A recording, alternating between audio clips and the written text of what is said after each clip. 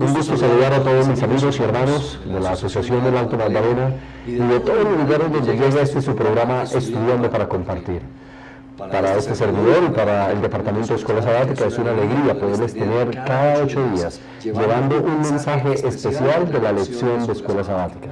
En esta oportunidad, lección número 9, en los Salmos, segunda parte.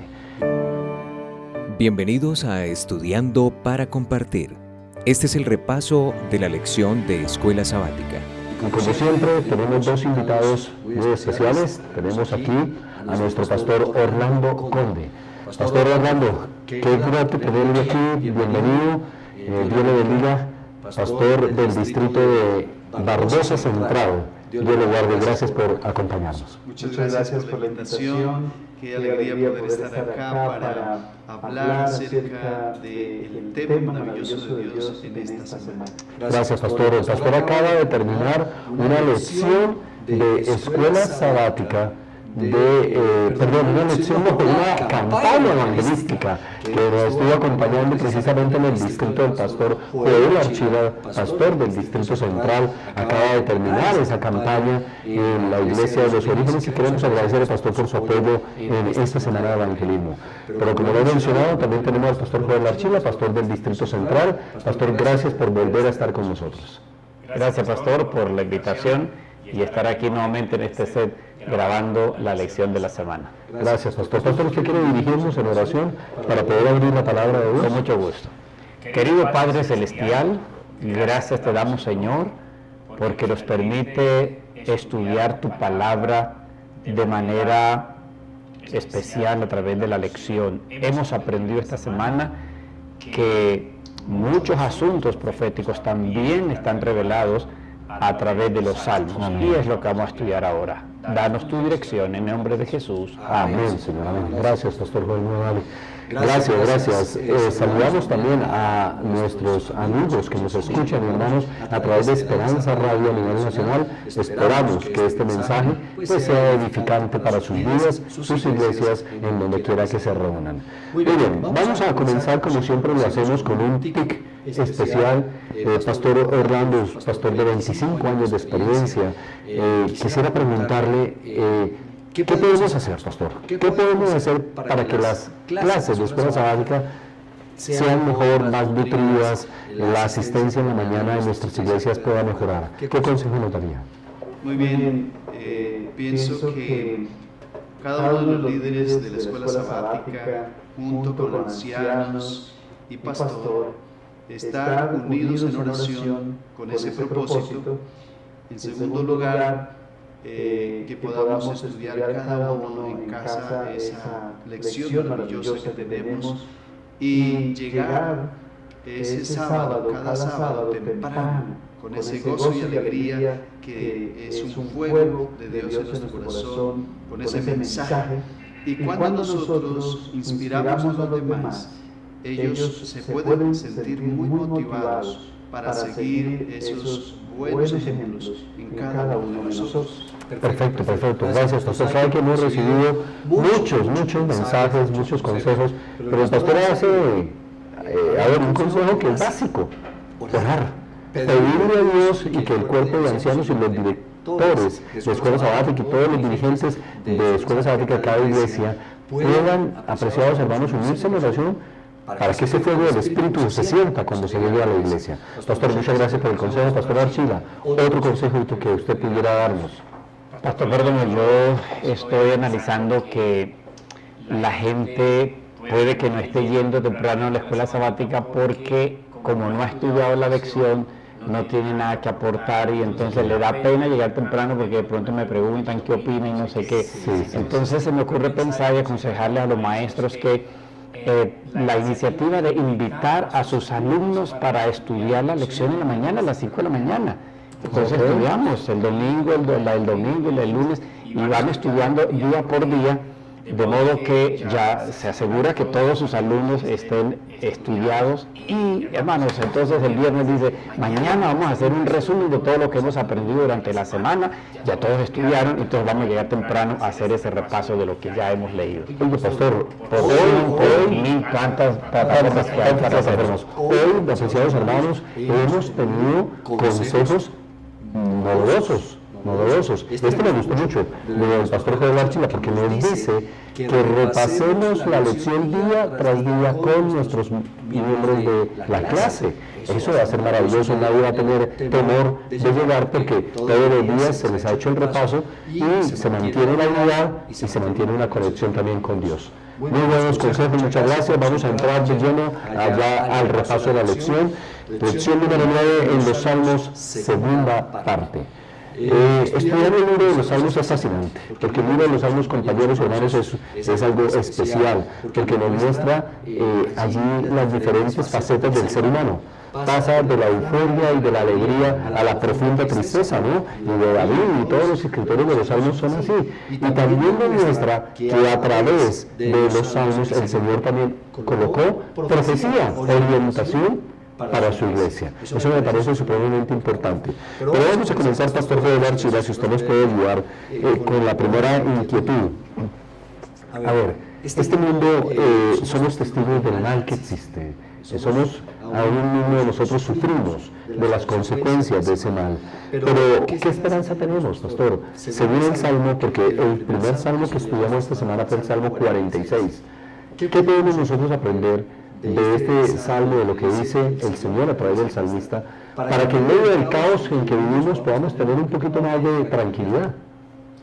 Claro, pastores y hermanos, es inevitable que nuestras mentes se explayen a veces pensando en lo que está sucediendo y lo que ha de venir, porque el tema de la guerra, la convulsión de este mundo cada vez será peor. E incluso si llegamos a leer lo que dice Pedro, que muy pronto todo será encendido en llamas, y entonces como que nos afligimos, ¿no?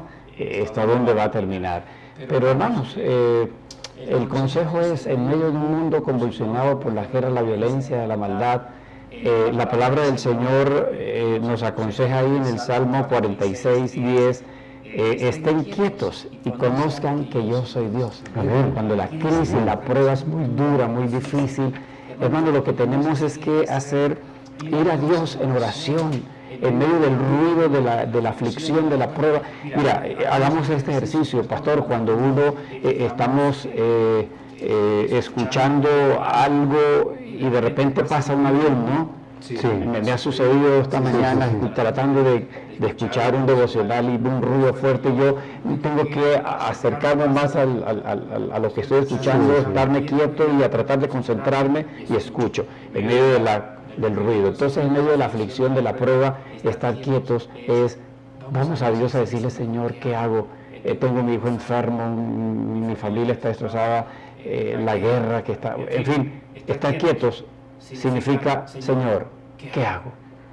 Y Dios te va a hablar, y Dios te va a indicar qué hacer en ese momento. Pastor Orlando, eso que dice el pastor suena bonito y el salmista lo dice, pero ¿es fácil estarse uno quieto en medio de las crisis? No es fácil estarse quieto, porque el ser humano busca cómo defenderse y cómo buscar una solución inmediata, práctica para la vida, para la familia, para la iglesia. También podemos agregar algo: el estar quietos significa que debemos hacer lo que esté de nuestra parte al máximo. Por ejemplo, ocurre un accidente, lógicamente pedir la bendición de Dios, pero también hay que llamar a la ambulancia, informar a los familiares, hacer lo que esté de nuestra parte, pero todo lo más grande se lo dejamos a Dios y depositamos en Él su confianza. Entonces, estar quietos también es hacer nuestra parte, pero la confianza siempre depositada en Dios, y que Él tiene la solución final. Amén, amén, pastor, gracias. Es decir, que humanamente hacer lo que está a nuestro alcance, que el Señor hará lo demás. Pero pastor, la lección nos hablaba acerca de los reinos. Y Daniel 2, Daniel 7 habla de un reino tras otro, y viene uno, viene el otro, ¿no? Babilonia, Medo-Persia, Grecia, Roma, bueno, uno tras otro, tras otro. Al parecer, uno cuando ve este mundo, compañeros, tan convulsionado, como yo digo, como paticas arriba, es decir, de boca abajo, como al revés, Uno dice, ¿será que el Señor perdió las riendas de este tema? ¿Será que el Señor perdió el control del mundo? Pastor Orlando. Bueno, mi querido hermano y hermana y amigo, Dios no ha perdido el control. Si recordamos, allí en el jardín del Edén, Él lo que hizo fue dejar libre albedrío a Adán y Eva, pero bloqueó la entrada al Edén, colocó unos ángeles para que no entraran ahora y comieran del fruto y se perpetuara el pecado por la eternidad. De esta manera los dejó fuera del paraíso, haciendo el libre albedrío, y así vinieron los reinos, así vienen los gobiernos, y estamos viviendo eso mismo, pero Dios tiene un límite para que esos reinos puedan avanzar. Y lo más lindo que me parece a mí en Daniel, capítulo 2, versículo 44, dice: y en los días de estos reyes, que es decir, de los gobiernos que estamos viviendo, el Dios del cielo se levantará un reino que no será jamás destruido, ni será el reino dejado a otro pueblo, desmenuzará y consumirá a todos estos reinos, pero Él permanecerá para siempre. Así que de esta manera Él no pierde el control, pero Él va a dejar que pase toda esa fuerza humana, toda esa fuerza diabólica, y va a dejar al final ese reino que perdurará por la eternidad, pero es un reino que es de amor, no de la fuerza. Dios siempre dejó libertad para que cada uno eligiéramos con cuál reino nos queremos estar. Ok, perfecto. Bueno, Pastor, también quiero poner ahí otro puntito. El hecho de que Dios permita que el diablo desarrolle su plan de gobierno que él propuso, no significa que perdió el control. Él hágale, ese es su plan, vamos a ver qué dice la humanidad, hágale. Entonces así están los reinos, y Dios incluso anunció el tipo de reinos que vendría, que después de vendría y finalmente la bestia de 10 cuernos y todo lo que nosotros sabemos de Daniel 2 y Daniel 7. Y ellos van a hacer y deshacer, y las personas que vivimos pensamos, no, esto ya se volvió un caos y se le salió de las manos al Señor. Pero no, la palabra de Dios, incluso el mismo Daniel 7, 27, los últimos versículos, después de que todos estos reinos, estos poderes gobiernen, ¿cómo termina? Dice, y se sentará el juez, y le quitará su dominio para que sea destruido y arruinado hasta el fin todos esos reinos, y que el reino y el dominio y la majestad de los reinos debajo de todo el cielo sean dadas al pueblo de los santos del Altísimo, cuyo reino es reino eterno, y todos los dominios le servirán y obedecerán a Dios. ¿Y cómo terminará esto? Pues Dios gobernando, Dios reinando, destruyendo todos otros reinos malévolos. Y todo esto ahora pues lo vemos como la crisis difícil, pero todo va a terminar en victoria para Dios y para nosotros, sus seguidores. Importante, hermanos, enfaticemos en la lección de escuela sabática este sábado. Dios jamás ha perdido el control y jamás lo perderá. Siempre ha estado allí, a pesar de que los gobiernos y los mundos aparentemente hagan y deshagan. No, Dios mantiene los siglos de la historia de este mundo bajo su control. Y finalmente, como decían los compañeros, pues llegará y establecerá su reino eterno. Pero Pastor Orlando, resulta que el príncipe de este mundo se autodesignó así Luzbel, Satanás. Dice, no, yo soy el que gobierna este mundo, yo soy el príncipe de este mundo. ¿Eso es real? ¿Es así? Y en segundo lugar, ¿cuándo se le va a quitar entonces ese dominio a Satanás? En el Edén, Adán y Eva le dieron el dominio a Satanás al obedecer la mentira. Pero Dios en su infinito amor y misericordia ya tenía un plan por si eso ocurría. Y ese plan, por lo menos hay tres facetas que se han estado dando o que se han estado proyectando. Y una de ellas es que el Señor vendría a vencer a Satanás colocándole su pie sobre su cabeza. Y esto sucedió en la cruz del Calvario, cuando Jesús muere sin haber cometido pecado, exaltando a Dios y su ley, que sí se podía cumplir. Luego de que en la cruz es derrotado Satanás, lógicamente él queda como un enemigo vencido, pero en el territorio todavía es su habitación en esta tierra. Él está haciendo lo máximo para llevar a muchos a la destrucción. Pero la segunda etapa es cuando sea la segunda venida de Cristo, que ya no habrá más seres humanos para engañar. Y ahí se le quita ya la oportunidad de hacer engaño, porque queda en medio de sus ángeles malos y los destrozos o los cadáveres de muerte por la venida de Cristo. Pero finalmente, al final del milenio, el Señor Jesucristo viene y ahí se da la destrucción final para Satanás y sus ángeles. Entonces ahí se le quitará por completo, inclusive la vida, con todos los malvados, no porque Dios sea malo, sino porque el enemigo, sus ángeles y todos los demás quisieron ir en contra de la vida, ir en contra de Dios, ir en contra de la ley, y todo eso, como consecuencia, da la muerte eterna.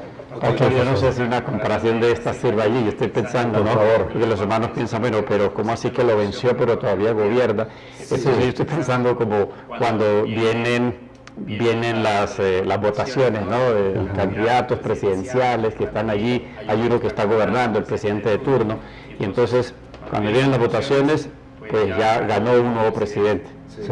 Pero a veces pasan 3 meses hasta que el otro entrega su gobierno, ¿no? Él es ya el electo, ahorita ya el electo, el rey es Jesús. Claro. Y entonces hay un tiempo en que todavía está Satanás aquí haciendo un movimiento, pero finalmente tiene que, su trono será eliminado totalmente de la faz de la tierra y Jesús se posesiona. Totalmente de acuerdo, hermanos. Entonces enfaticemos 3 momentos especiales.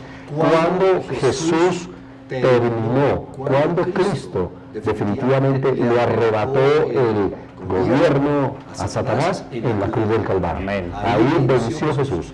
Pero él sigue, el enemigo sigue con sus artimañas, sus engaños, etcétera, hasta cuando venga el Señor en la segunda venida de Jesús allí. Entonces, un poquito ahí en ese momento vendrán 1000 años en donde el enemigo va a quedar solo, amarrado, sin poder hacer absolutamente nada. Y finalmente, como el pastor Orlando lo mencionó, en la tercera venida de Jesús, es decir, después del milenio, lloverá fuego y azufre del cielo y será exterminado para siempre. O sea que después del milenio se puede entender como la posesión de Jesús definitiva en su trono. Así es, así es. Muy bien, vamos a leer un texto importante que es el Salmo 47:3, compañeros. Dice de la siguiente manera: Él someterá a los pueblos debajo de nosotros y a las naciones debajo de nuestros pies. Muy interesante lo que el salmista dice. Pastor Joel, Pastor Orlando dice allí que en algún momento nosotros vamos a tenerlos como pisándolos a ellos, sometidos a los enemigos del Señor. ¿Eso se va a dar en algún momento, Pastor Orlando? Sí, claro.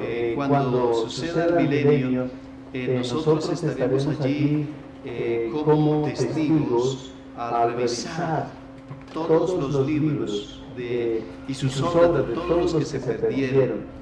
Y cada uno de nosotros estaremos compartiendo desde ese momento ya el poderío de Dios, el juicio de Dios, y todos los que se perdieron están bajo nuestros pies. ¿Qué quiere decir? Que están abajo en la tierra, que están perdidos porque no eligieron el bien, y que podemos conocerlo desde la omnisapiencia de Dios, todo lo que ellos hicieron. Y es justo lo que estamos haciendo con los demás redimidos. Ok, es decir que nos sentaremos como reyes y sacerdotes al lado de nuestro Señor para juzgar a aquellos que se perdieron. Oiga, qué privilegio, ¿no? Qué privilegio, hermanos. Somos del pueblo de Dios y tendremos ese privilegio solamente si perseveramos en la fe. Eso es muy importante enfatizarlo. Pero Pastor Joel, Isaías 5:20 dice que a lo bueno la gente hoy en día llama malo, y a lo malo llaman bueno, que a la luz tinieblas de las tinieblas, bueno, de lo dulce amargo. Es decir, definitivamente dicen que que esto se ha trocado totalmente los valores. Pastor, la pregunta sería, ¿de qué manera el Señor ha dejado los parámetros en esta tierra? ¿Y qué ha pasado con los principios de Dios? Porque hoy en día vemos que las cosas como que están al revés, ¿no? Las Sagradas Escrituras son muy claras en las normas, en los mandamientos, que son principios, que son la guía, que nos debía conducir, ¿cierto?, hacia Puerto Seguro y para tener una vida lo más moral, recta posible. Pero el ser humano hoy en día se ha encargado de decir, muchos filósofos como Nietzsche y otros se han indicado, no, aquí no hay parámetros, aquí no hay una guía moral, viva cada uno como quiera, siempre incitando al libertinaje. Lo que usted se le venga y le plazca, haga eso, haga eso. No hay que tener en mente ningún valor. Y eso es lo que ha llevado al ser humano a que haga y deshaga. La desgracia del que vive. Usted es un hombre, pero se le antojó, yo quiero ser mujer, hágale, hágale, eres libre, ¿cierto? Y entonces ahí tenemos el mundo patas arriba con la identidad de género, que ya no sabe la gente si es hombre o es mujer. Es tremendo eso, ¿sabes, hermano? Eso es tremendo porque alguien me decía por allí, no, es que yo a mi niño o a mi hijo no lo voy a definir sino cuando esté grandecito y él escoja qué quiere ser. Hermano, hasta dónde hemos llegado, ¿no? Pero eso el Señor lo ha dicho claramente, que es el resultado precisamente del desvío y el abandono de Dios y de sus principios. Fíjese que ya no es Dios el que decide si es hombre o mujer, sino que uno mismo hace tremendo eso para definir esto. Tremendo eso. Pastor Orlando, pero el Salmo 75, el versículo 8 dice que el Señor tiene en su mano el cáliz. ¿Qué podemos entender con esa figura, pastor? Muy bien, se refiere que le da a todo ser humano o a la humanidad una oportunidad, un tiempo de gracia para la vida, pero cada uno de nosotros somos libres para adquirir la bondad de Dios, la riqueza de Dios o el pecado. Entonces el Señor, siendo el dueño de este mundo y los habitantes, tiene simbólicamente ese cáliz, esa copa, pero nosotros, los humanos, la hemos mezclado con el bien y el mal. Y esa mixtura o esa mezcla se convierte en un elemento que lo llamaríamos un alcohol, algo fermentado, algo que destruye. Entonces la copa de Dios o el tiempo de Dios que ha dado a la humanidad y a este mundo se está terminando, se está llenando la copa. Y esa copa, cuando se llena, ya no tendrá más espacio y viene la advertencia final que será la retribución de vida eterna o muerte eterna. En cambio, hay una copa que el Señor enseñó, que es la de aceptar a Jesús, la copa del nuevo pacto en su sangre. Esa copa tiene vino natural, sin fermentación. Y ese es el carácter de Dios y esas es las normas de Dios que quiere que nosotros llenemos la copa de nuestra vida y que llenemos la copa de Dios con ese amor. Entonces Dios está mostrando que muy pronto Él se le ha llenado o se le está llenando esa copa donde está la mayoría de los seres humanos, y entonces la mayoría de los seres humanos tendrá el juicio, y el juicio es la muerte eterna. Tremendo. Me gusta la explicación que da el pastor, porque él habla de dos copas. Una, la copa del juicio de Dios, ¿no? Dice que ya, mejor dicho, mi paciencia se acabó y se desborda el juicio. Pero también hay una copa que le mano del Señor, que es la copa de misericordia del Señor, que ahí es donde Él ofrece su sangre para que todo aquel que participe de esa comunión con Él viva y viva para siempre. Pero eso es como si pusieran estos dos celulares, son dos seres humanos, ¿cierto? Y entonces está Dios su vasito con el cáliz allí, ¿no? Pero hay dos vasos, ¿no? Hay dos vasos. Y entonces el uno es el vino sin fermentar y el otro fermentado. Juicio, salvación.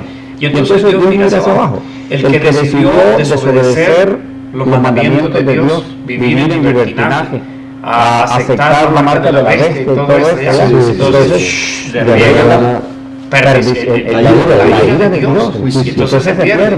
Y este que decidió amar a Dios, ser obediente, guardar los mandamientos, andar sobre los valores, entonces le derramamos del vino su enfermedad, la copa de vino del pacto de Dios para salvación. Muy buena la ilustración, aquí mis hermanos seamos didácticos también allí en nuestro repaso de lección y tratemos de mostrarlo a que nuestros hermanos lo puedan entender muy bien. Pero queremos ir aquí cerrando la lección, tenemos que ir mirando, y acá hay dos cositas que creo que es importante que toquemos. El Salmo 67 dice que el Señor quiere resplandecer sobre nosotros. ¿Con qué objetivo lo hace? ¿Para qué? Muy bien, el Señor ha querido que como pueblo de Dios seamos sus agentes, y al pueblo de Israel lo ubicó allí cerca al Mediterráneo para que fuera un pueblo que fuera el epicentro de la verdad del Evangelio. Pero el pueblo de Israel no cumplió ese cometido. Y ahora nos invita a nosotros para que seamos sus embajadores, sus anunciadores, sus testigos. Y Él quiere que se derrame esa luz en nosotros, que seamos una luz para las demás personas. Y eso pues concluye con que prediquemos el Evangelio con nuestro testimonio. Amén. Qué bueno. No solo recibimos la luz para meterla debajo de la mesa, sino para darle a conocer al mundo un mensaje de salvación y de vida eterna. La hermana White dice que Dios con su gloria ilumina el sol, para que el sol ilumine la luna, y la luna a la vez resplandezca hacia la tierra. La única que no transmite ese resplandor es la tierra, se la traduce así. Algunos cristianos son como la tierra. Solo reciben y se la comen y no reflejan a nadie. Debemos ser como el sol, como la luna, recibimos el resplandor y lo reflejamos. Esto es anuncio de que ha recibido, comparta las verdades de salvación, esa esperanza linda. Hay que hablarle a la gente, hay que decirle que Cristo viene, hay que decirle que viene un reino maravilloso. Comparta eso con las personas. Amén, pastor, amén, qué bueno. Pastor Joel, un texto de la Escritura que te diga, los maestros deberían de estudiarlo esta semana. Hermano, definitivamente Mateo 24:14 llamó mucho mi atención y está ahí en la lección. Y será predicado este evangelio del reino en todo el mundo para testimonio a todas las naciones, y entonces vendrá el fin. Coincide con lo que acabamos de decir. Hermano, Jesús está por venir, pero Él está aguardando que cumplamos el cometido de predicar el evangelio. ¿Usted quiere que Jesús venga pronto, hermano querido? Entonces prediquemos el evangelio del Señor y vendrá el fin. Gracias, pastor. ¿Usted quiere recomendar un texto para nuestros hermanos que no deben estudiar?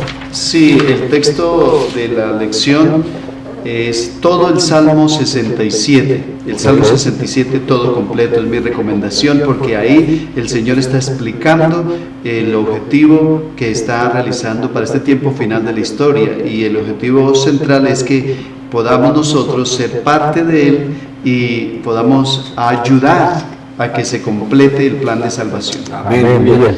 Pastor, para terminar, pastor Joel Achilán, ¿cómo se resume el punto central de la lección? El mundo está viviendo hoy justamente lo que la Biblia está anunciando: guerra, violencia, inmoralidad, inseguridad, destrucción. Todo eso lo dice la Biblia. ¿Esto qué indica? Que el establecimiento del reino de Cristo, la posesión de Cristo como rey, está a punto de darse, hermanos. Recuerde que Él ya es el rey electo. Solamente está esperando que se cumpla eso, que nosotros terminemos de predicar el evangelio para Él venir y posesionarse. Entonces, hermano, la invitación es: vamos a predicar con afán, con esmero, y pronto nos iremos a vivir a la casa del Rey, el Señor Jesucristo. Gracias, pastor. Pastor, ¿cómo resume el punto central de la lección? El punto central de la lección lo resumo en una frase: la luz de Dios es nuestra luz. Y con el himno 350 que dice: andando en la luz de Dios encuentro plena paz, voy adelante sin temor, dejando el mundo atrás. Bien. Bueno, muchas gracias, pastor Joel Achilán, pastor Hernando Conde. Gracias ayuda de Oriente Colombiano de Ayuda, y también Pastor Archila, gracias porque siempre está tan dispuesto a compartir con nosotros. Apreciados amigos, hermanos, gracias a ustedes por permitirnos llegar a sus casas, a sus iglesias, y también a través de Esperanza Radio que pudieron escuchar este repaso de la lección. Fue el repaso número 9 en los Salmos, segunda parte. Lección número 9, interesante. Por favor, apreciados hermanos y maestros, hagamos énfasis para que sea una hermosa lección este sábado, llena de edificación y de bendición para todos nuestros amigos y hermanos que nos van a escuchar. Dios les bendiga, un abrazo para todos y si Dios nos regala la vida, nos veremos la próxima semana. Dios les guarde.